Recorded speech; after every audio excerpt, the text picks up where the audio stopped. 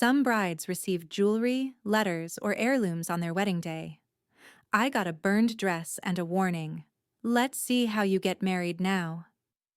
The silence in the luxury suite at the Four Seasons Hotel in downtown Chicago was deafening.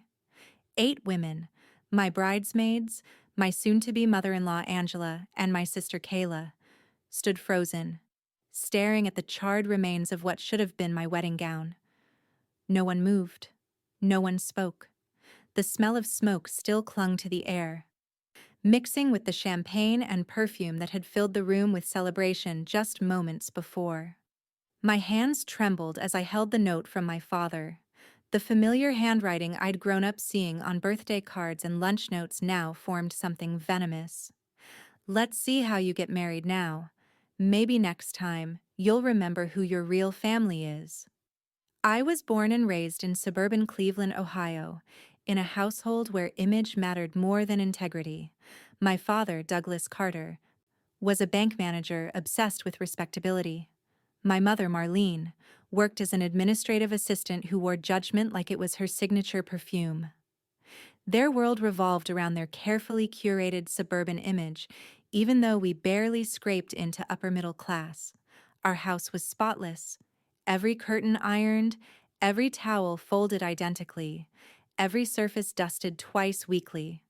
But inside those perfect walls, it was a pressure cooker of expectations that never quite aligned with reality. My younger sister Kayla was their prize. She got B's and was praised endlessly. I brought home straight A's and got lectures about lacking gratitude for the opportunities they'd sacrificed to give me. Everything in our house was conditional: praise, affection, even basic attention. I once got grounded for 3 weeks for missing a family photo to attend a state-level art competition. When I returned with a second-place trophy, my mother hissed, "We made sacrifices so you could shine. Don't be selfish." They didn't see me as a person. I was a reflection of their effort, a product they were trying to polish to impress their friends, their church, their coworkers. I began to internalize their disappointment, believing I was the problem. Too ambitious, too sensitive, too much. When I was accepted into Michigan West University with a partial scholarship, I had originally applied for art history, but my parents reasoned me into changing majors. "You'll never pay the bills describing paintings," my father said, that familiar dismissive tone making me shrink inside. I gave in, switching to marketing, still craving their approval. But it cost me my passion, and a part of my identity I'm still trying to recover. Even from 2 states away, they micromanaged my life. Constant calls, critiques of my outfits via Instagram, judgments about friends they'd never met. It wasn't until sophomore year that I began therapy in secret. My therapist, Dr. Priya Malhotra, told me something that reshaped how I saw my entire childhood. What you describe is conditional love, not parenting, it's control. I cried through the entire session, but it was the first time someone had said the truth out loud. I started setting boundaries after that, moved farther from home after graduation, limited calls to once a week, declined the mandatory Sunday family dinners more often. Each small act of independence felt like learning to breathe again. To outsiders, we were the Carters, church-going, polite, smiling for holiday cards. But behind closed doors, I was their emotional scapegoat. Any deviation from the image they had curated was treated as betrayal.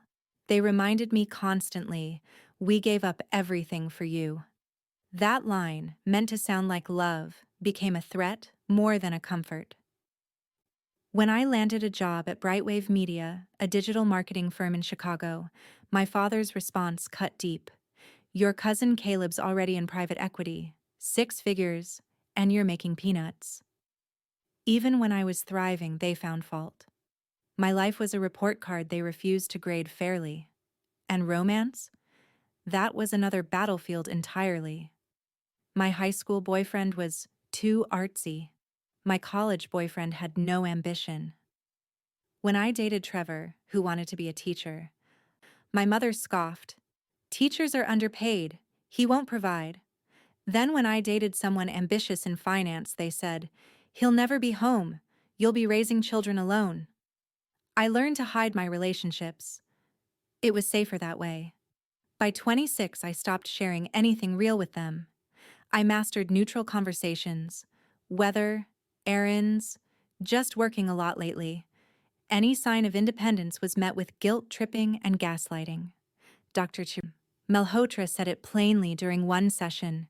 You're not their daughter. You're their emotional hostage. I started to believe her. But then came Alex. And meeting him would crack their illusion of control once and for all. Because this time, they weren't just losing influence. They were losing the power to hurt me. He wasn't just another boyfriend. He was the beginning of their unraveling, and they never saw him coming. I met Alex Monroe at a fundraiser gala for the Chicago Children's Foundation on a crisp October evening. My company had sponsored a table, and I was there representing Brightwave Media, nursing a glass of mediocre Chardonnay while making small talk with potential clients. He was hovering near a silent auction table, pretending to be interested in handmade pottery by local artists. Our eyes met across the room, and he smiled. Not the polished, networking smile that everyone wore at these events, but something genuine, something real. When he approached, he didn't lead with a business card or a rehearsed elevator pitch. That pottery set is going for $900, he said, nodding toward the display. Think it'll help me serve cereal more efficiently? I laughed, truly laughed, for the first time in months. We spent the next hour joking about corporate boredom, marketing lingo, and the strange performance art that is professional networking. He had kind eyes, quick wit, and no visible agenda. He just seemed present. Our first date was at a small Italian spot in Lincoln Park. Alex drove a modest car, wore jeans with a simple button-down shirt. He was humble, charming, with zero flash or pretense. When I asked what he did for work, he said he worked for the family business, jewelry design, but didn't elaborate. After years of men being interrogated by my parents about their 5-year plans and retirement accounts, it was refreshing to not care about resume bullet points. What struck me most about Alex was how he never pressured me to talk about my family. But when I did, he listened like no one else had. 3 months into dating, I finally told him about the guilt, the perfectionism, the way my parents used sacrifice like a leash around my neck. His response was simple, but profound. That's not love, Emily. That's control. You deserved better. That sentence stayed with me, reverberating through my thoughts during quiet moments. It was as if someone had finally named the poison I'd been drinking all my life. 6 months into our relationship, we took a weekend trip to a cabin near Lake Michigan. On a quiet walk along the shore, I playfully teased him about his vague descriptions of work. Monroe and Cohen sounds familiar, I said, kicking at the sand. Should I know it? He hesitated, hands in his pockets, then looked out at the water. My great-grandfather founded it, he finally admitted. My father Richard runs the brand now. I'm head of design and sourcing. I stopped walking. Monroe and Kober wasn't just familiar. It was legendary. They had flagship stores in New York, LA, and Chicago. Their custom engagement rings sold for 6 figures. They'd designed pieces for celebrities, royalty, and old money families for generations. Why didn't you tell me? I asked, genuinely confused. When people know, they treat you differently, he explained, his expression earnest. I wanted you to know me, not my last name or my family's reputation. He hadn't just been down to earth. He had chosen humility in a world where he could have wielded his name like a weapon. That made me fall harder, faster than I thought possible. Meeting the Monroes was nothing like I expected. Angela and Richard welcomed me with open arms into their Lake Forest home. No interrogations. No subtle digs about my career or family background. Angela cooked for us herself instead of having staff do it, remembered my favorite wine, and asked questions. Real ones, not the kind designed to evaluate or judge. Richard showed me his first design sketches from college, laughed at himself, and told stories of his early failures. I saw what unconditional support looked like for the first time. It wasn't just that they were wealthy, it was that they were secure. They didn't need to prove anything to anyone. It took me nearly a year to work up the nerve to introduce Alex to my parents. I prepped him endlessly in the weeks leading up to the dinner. They'll be polite, but not kind, I warned. They'll test you. They'll try to make you feel small. He squeezed my hand. I've got thick skin, Emily, and I've got you. The dinner was brutal. My father called Alex's jewelry work retail nonsense and asked if he had considered real business. My mother asked pointed questions about backup plans and whether the jewelry fad was sustainable. They spoke about me in the third person, as if I wasn't there, recounting all the opportunities they'd given me that I'd squandered. Alex didn't flinch, didn't get defensive, just smiled and said, I love craftsmanship. That's my career. I'm fortunate to love what I do. On the drive home, I cried, apologized over and over for subjecting him to that, for coming from that. Alex pulled the car over, turned to face me and said, You have nothing to be sorry for. Their behavior is on them, not you. You didn't make them act that way. For the first time, someone didn't ask me to fix my parents or explain them away. He just let me be. Let me feel my own hurt without trying to solve it or dismiss it. A year and a half into our relationship, Alex proposed. He arranged a private dinner on the Art Institute rooftop, overlooking Millennium Park as the sun set. The ring was stunning, an emerald-cut diamond on a platinum band with tiny sapphires inlaid along the sides. You've shown me what courage looks like, he said, his voice steady but vulnerable. I want to spend my life building with you, whatever that looks like. I said yes, through tears, joy, and something else I hadn't felt in a long time. Hope.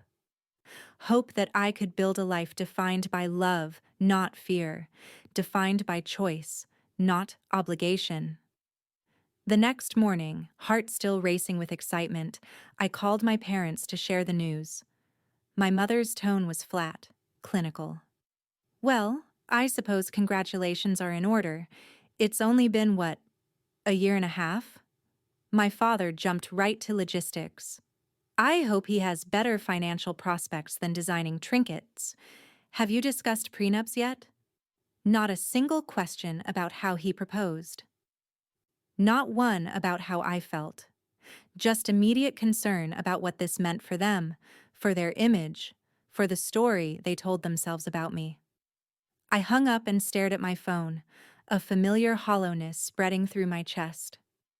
Alex found me on the couch, still clutching my phone, and sat beside me without a word. He just held my hand, letting me process the reality I'd always known but kept trying to deny. My parents weren't capable of the love I needed from them. They didn't scream, I finally said. They didn't cry. They just went cold. Alex nodded. I'm sorry, Emily. I should be used to it by now. You should never have to get used to being treated that way, he said quietly. What I didn't realize then was that their silence wasn't acceptance. It was calculation. They hadn't reacted because they were planning their response, and I didn't see it coming until it was too late. They said nothing when we got engaged. Not anger. Not joy. Just silence. And I should have known silence was where their worst cruelty hid. The real battle began when Angela and Richard offered to fully pay for our wedding at the Denver Botanic Garden. We were having dinner at their home when they made the suggestion. Angela reached across the table and took my hand, her eyes warm. Your family now, she said. Let us do this for you both. I felt tears spring to my eyes, not because of the generosity, but because of the simple acceptance in her voice. Alex squeezed my knee under the table. When I told my parents about the Monroe's offer, you would have thought I'd slapped them across the face. My mother's lips thinned to a bloodless line. You're embarrassed by us, she snapped, pacing our old kitchen floor. You think we're not good enough to contribute to our own daughter's wedding? That's not it at all, I tried to explain. They offered. It's not about pride or... It's exactly about pride, my father cut in. Your pride. Too good for us now that you've got fancy in-laws. They insisted on contributing to the wedding, even though I knew they couldn't afford much. It wasn't about the money. It was about control, about ensuring they had a say in every decision. What had started as a generous gift became a power struggle that consumed every aspect of wedding planning. Every decision was scrutinized and mocked. When we chose the Four Seasons Hotel in downtown Chicago for the ceremony and reception, my mother scoffed. "Too grand," she said. "Feels like a display, not a wedding." The menu? You think your guests want scallops and lamb? No one from our side will eat that. Guest list? Too many of his people. You've forgotten your roots. I tried one last time to connect with my mother, invited her to go dress shopping with me, hoping for some semblance of the mother-daughter bond I'd always craved. We went to Diane Keller's boutique, an upscale bridal salon in downtown Chicago. I found a discounted gown from last season, ivory silk, A-line, with delicate beading that caught the light with every movement. As I stood on the platform studying my reflection, I actually felt beautiful. For a moment, I allowed myself to imagine this was a normal wedding experience, a mother helping her daughter find the perfect dress for the happiest day of her life. Then my mother exploded. $10,000 for a dress you'll wear once? She hissed, loud enough for everyone in the boutique to hear. Obscene. Emily, I raised you better than this. The entire salon went quiet. The saleswoman froze mid-pin. I stepped off the platform and into the fitting room, hot tears rolling down my cheeks. Even then, I tried to be the peacemaker. Maybe we try a cheaper place? I suggested through the curtain, my voice small. What's the point? My mother's voice was ice. You clearly prefer her opinion now. She left without saying goodbye. I changed back into my clothes, apologized to the startled staff, and drove home alone. Angela took me back the following weekend. No pressure, no judgment. She made tea while I tried on dresses, smiled as I twirled, and helped zip me into each gown. When I put on the same ivory silk dress, she saw my expression change. "That's the one," she whispered. I nodded, unable to speak. "You look like someone finally stepping into her power," Angela said. Diane Keller herself oversaw the alterations, ensuring the dress fit perfectly. At the final fitting, she said she'd never seen it worn with such strength. The tension culminated at the rehearsal dinner, hosted by the Monroes at a private room overlooking Lake Michigan. They'd arranged everything: custom menus, flowers, even framed pictures of Alex and me from every milestone in our relationship. Richard gave a speech that brought the room to tears, speaking about love that builds rather than diminishes. Then my father stood, raised his glass, a smirk playing at the corners of his mouth. "Emily's always had big dreams, maybe too big," he said, his voice light but his eyes hard. "But hey, looks like they finally paid off." The implication hung in the air like smoke. She married up. She's using him. A heavy, uncomfortable silence fell over the room.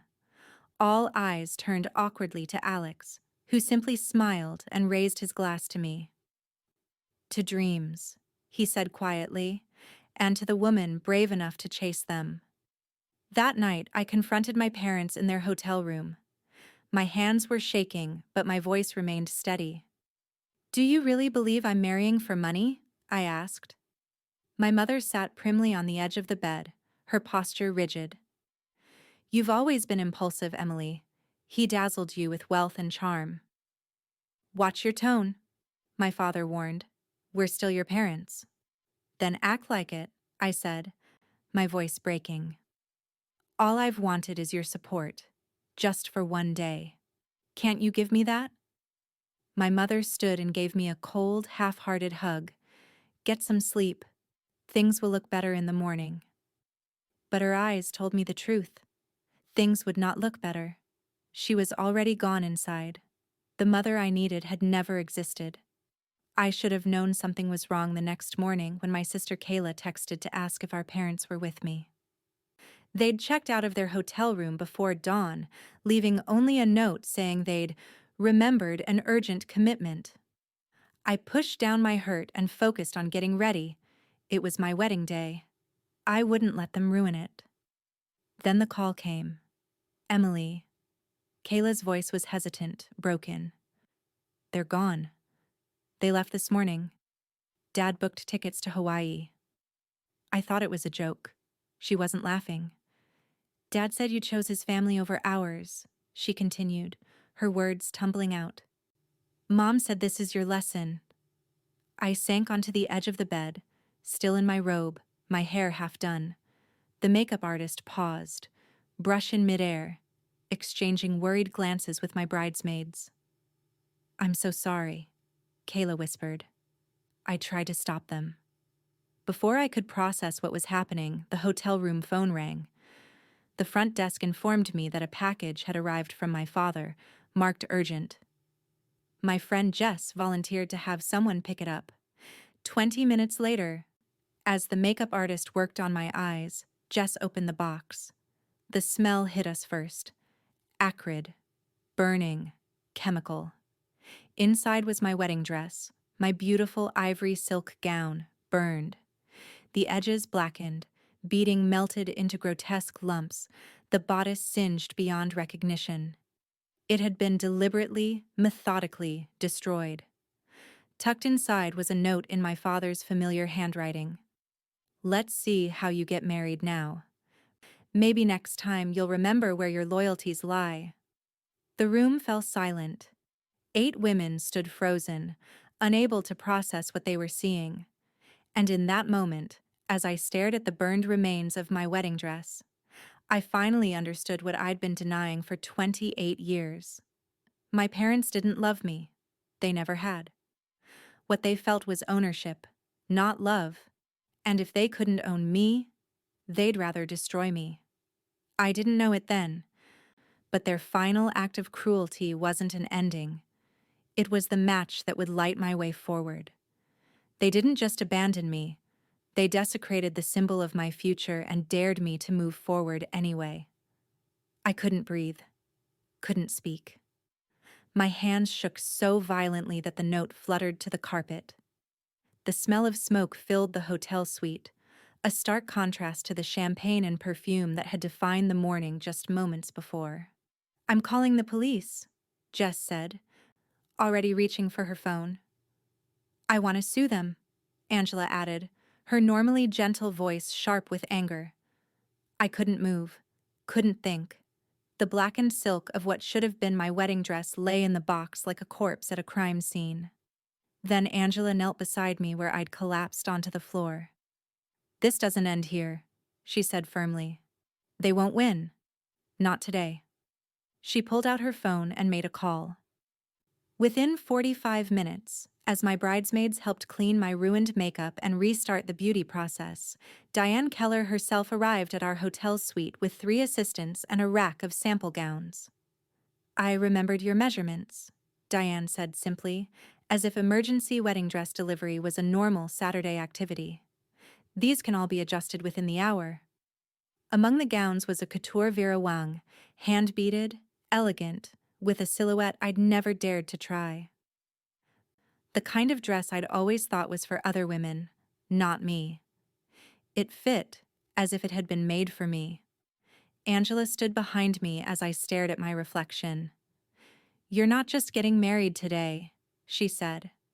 You're rising from this. While the seamstresses made final adjustments, I spoke with Alex on the phone. He'd already heard from his best man. "We can postpone," he offered immediately. "We can elope. We can run away. Just say the word, Emily." I closed my eyes, focusing on his voice. "I'm not letting them ruin this," I said with newfound resolve. "They've taken enough." As the final touches were being added to my hair and makeup, I looked at Angela. "Who's going to walk me down the aisle?" I asked, tears threatening to spill again. She answered gently, "Richard would be honored, if you'd let him." I nodded. That simple nod changed everything. As we prepared to leave for the ceremony, someone started to throw away the box with my destroyed dress. I stopped them. "No, I want to keep it," I said. "I want to remember what I survived." We arrived at the Denver Botanic Garden right on schedule. The gardens were in full bloom, a riot of color against the clear blue Colorado sky. As the limo pulled up, I saw guests being seated, flowers adorning every available surface, musicians playing softly. Our wedding coordinator approached, visibly flustered. "Your parents haven't arrived," she whispered. "Should we delay the start?" "They won't be coming," I replied calmly. Plans changed. Richard appeared in his black tuxedo, silver hair gleaming in the sunlight. He offered his arm without hesitation. "Ready?" I took a deep breath and stepped onto the petal-lined path. Every guest rose to their feet as the music swelled.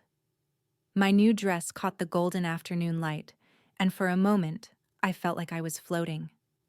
At the end of the aisle stood Alex, his eyes never leaving mine. When I reached him, Richard placed my hand in Alex's, then stepped back. Alex squeezed my fingers gently, a silent question in his eyes. "Are you okay?" I nodded, and the ceremony began. Our vows were personal, honest, raw.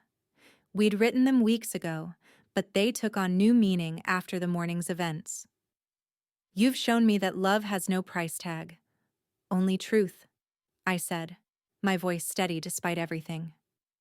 "I'll never let you be silenced again," he promised in return. When we were pronounced husband and wife, the applause felt like more than celebration. It felt like defiance. At the reception, I danced with Richard for the father-daughter dance. He held me carefully, as if I might break. "Thank you," I whispered. "Family isn't always blood," he replied simply. "Sometimes it's who stands with you when the storm hits." The rest of the evening passed in a blur of toasts, cake cutting, and dancing. If guests wondered about my parents' absence, they were too polite to ask. Those who knew the truth, my closest friends, Alex's family, formed a protective circle around us. Later that night, after most guests had left, Kayla found me on the garden terrace. She looked younger than her 25 years, uncertain and small. "I didn't know they would do that," she said. "With the dress." "I swear, Emily." I nodded. "I believe you." "I don't know who they are anymore," she continued, her voice breaking. "Or maybe I never knew." I put my arm around her shoulders. "You can stay with us, after the honeymoon." She shook her head. "I need to figure some things out on my own, but I'll call you." As Alex and I prepared to leave for our honeymoon, 3 weeks in Italy, phones off, world firmly shut out, Angela pressed a small velvet box into my hand. "This was my mother's," she explained. "It's been worn by Monroe brides for 4 generations." Inside was a delicate sapphire pendant on a platinum chain. I started to protest, but she closed my fingers around it. "Family heirlooms go to family," she said firmly. "That's you now." In our hotel suite that night, Alex held me as I finally allowed myself to fully process the day's events. The hurt, the betrayal, the unexpected beauty that had emerged from the ashes. "They tried to break us," I said quietly. "They failed," he replied, pressing a kiss to my forehead. But what we didn't know, what we couldn't have known as we flew to Rome the next morning, was that their cruelty wasn't finished, and that a single photo posted online after our return would turn the tables again, igniting a war I never wanted to fight. They burned my dress to stop the wedding. But what really enraged them was the fact that the world loved what they tried to destroy. Alex and I spent 3 blissful weeks traveling through Italy, Rome, Florence, Venice. We wandered ancient streets hand in hand, ate gelato by the Trevi Fountain, and watched sunsets over the Grand Canal. We kept our phones off, ignored emails, and existed in a perfect bubble of newlywed happiness. On our last night in Florence, we sat on the balcony of our hotel room overlooking the Arno River, sharing a bottle of wine and talking about the future. Our future, untainted by the past. "I've been thinking about the wedding photos," I said, swirling the wine in my glass. "I wasn't sure if I wanted to post any, but now I think I do." Alex tucked a strand of hair behind my ear. "Whatever you want. They're beautiful, just like the day was."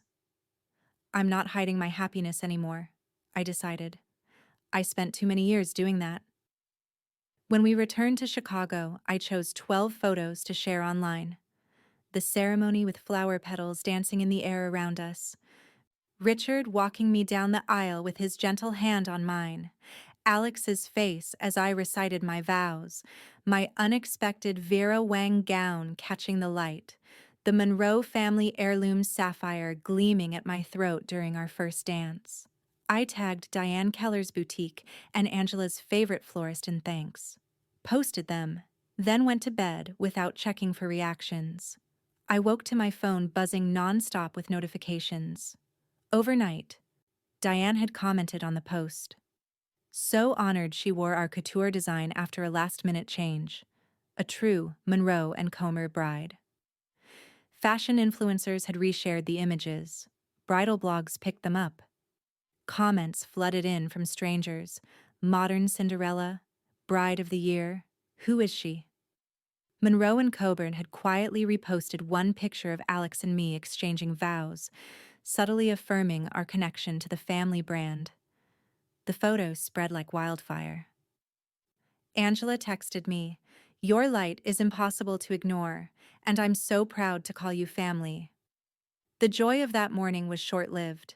When Alex and I landed back in Chicago after a quick business trip the following week, I turned on my phone to discover 99 missed calls, 68 texts, over 20 voicemails, most from Douglas and Marlene. The first voicemail was calm but cold. "Call us back immediately." By the 12th, anger had crept in. "You deliberately humiliated us." The 20th was pure rage. "You married into money and didn't tell us. You've made us look like fools." The final text message read, "We're coming to your apartment tomorrow at 6. Be there. We need to fix this." Alex offered to cancel his meetings or suggest a public meeting place instead. "We don't have to let them into our home," he said. "No," I replied, a strange calm settling over me. "It ends here. On my terms." At exactly 6 o'clock the next evening, the doorbell rang. My palms were sweating, but my resolve was firm. Marlene walked in as if she owned the place, her critical eyes scanning our modest but modern condo.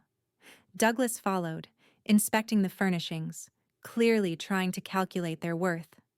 "Surprisingly humble, considering," he sneered, gesturing toward our simple IKEA bookshelf. I stayed calm. Let them talk. Marlene paced our living room. "You hid who they were. You embarrassed us. Now the Monroes think we're nobodies. We need to host a second wedding," Douglas announced. "Reintroduce the families properly. Our friends didn't get their moment." I almost laughed at the absurdity. They wanted to stage a fake reconciliation for social clout. After everything, after burning my wedding dress, after abandoning me on my wedding day, they thought we could play happy families because they'd realized who the Monroes were. You didn't care when I was crying, I said quietly.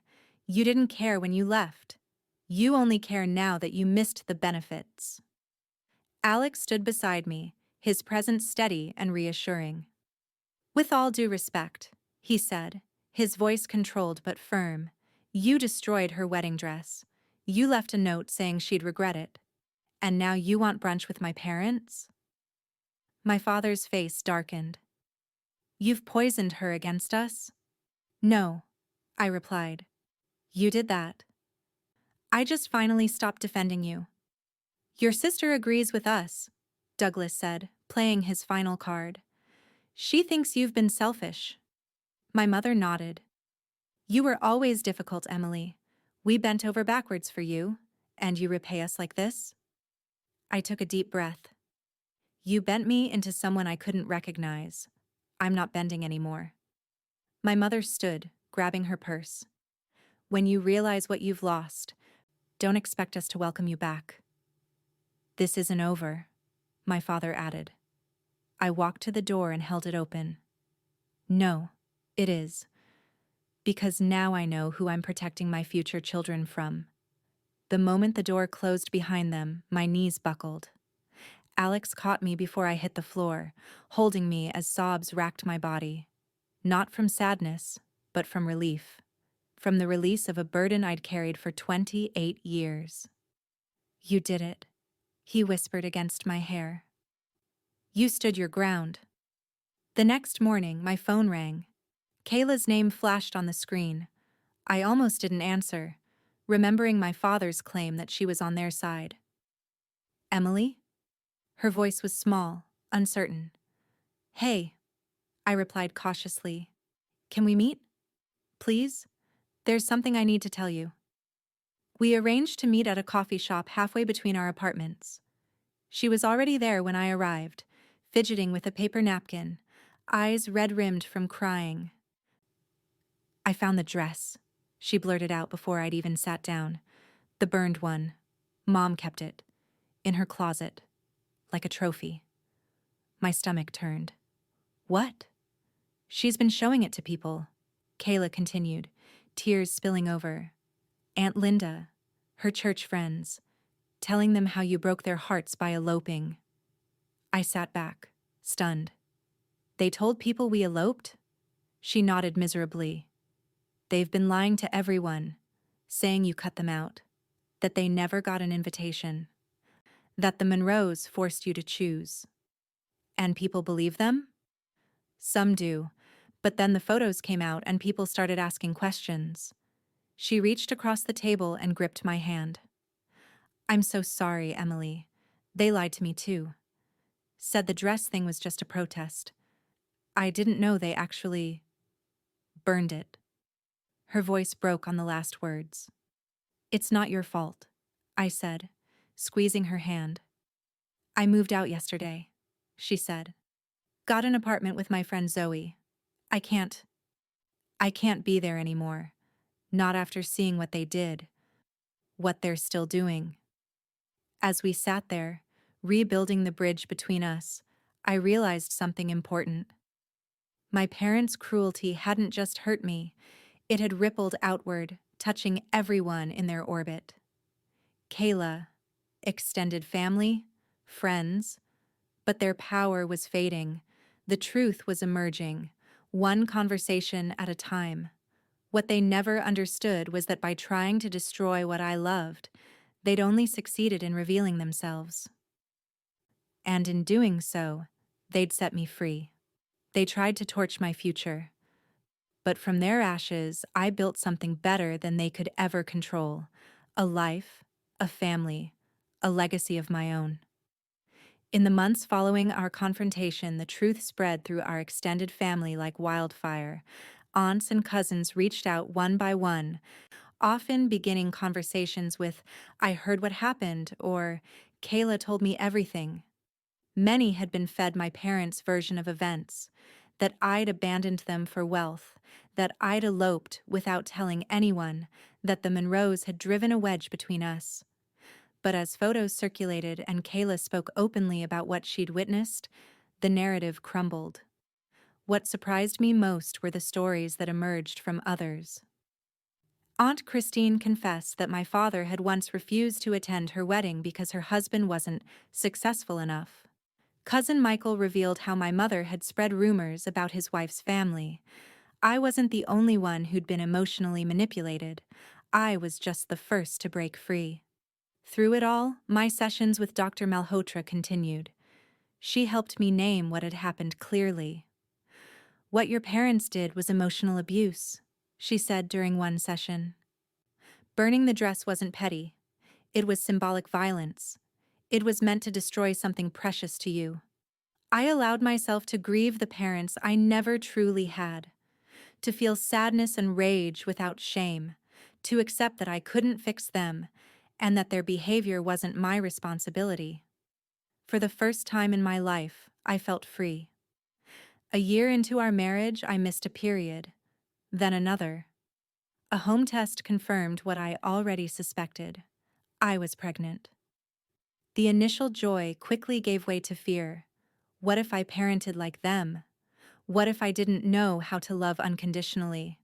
What if control and criticism were the only models of parenting I had? Angela became my quiet guide. "You're already better than they were," she assured me, "because you're asking those questions." Alex and I prepared the nursery in our new home in Lincoln Park, a house filled with light, space, and no shadows from the past. As my belly grew, so did my determination to build something different. I wrote a letter to our unborn daughter. "I promise to love you without conditions, to support you, even if you choose a life different from mine, to never weaponize sacrifice, to never burn bridges or dresses, to see you as your own person, not a reflection of me." I sealed it in an envelope labeled, "For when she needs to know who she is." 2 weeks before my due date, a card arrived in the mail, from Douglas and Marlene. My hands trembled as I opened it, but I wasn't afraid anymore. Inside was no apology, no accountability, just a terse note. "We expect to be involved in our grandchild's life," I showed Alex. We sat silently for a moment. Then I wrote a reply. "I will not expose my child to the same harm I endured. If you're willing to seek professional help, accept boundaries, and show real change, we can discuss supervised visits. Until then, the door remains closed." I never received a response. Lily Angela Monroe was born on a crisp October morning, her tiny fingers wrapping around mine as if she'd never let go. As I held her against my chest, I felt something I'd never experienced from my parents. Pure, uncomplicated love. Our first family photo hangs in the hallway. Me, Alex, Lily, and peace. Richard and Angela babysit once a week, never overstepping, just loving. Kayla visits often, healing alongside me, rediscovering what family truly means. I never blocked my parents' number. I just never answered again. The burned dress?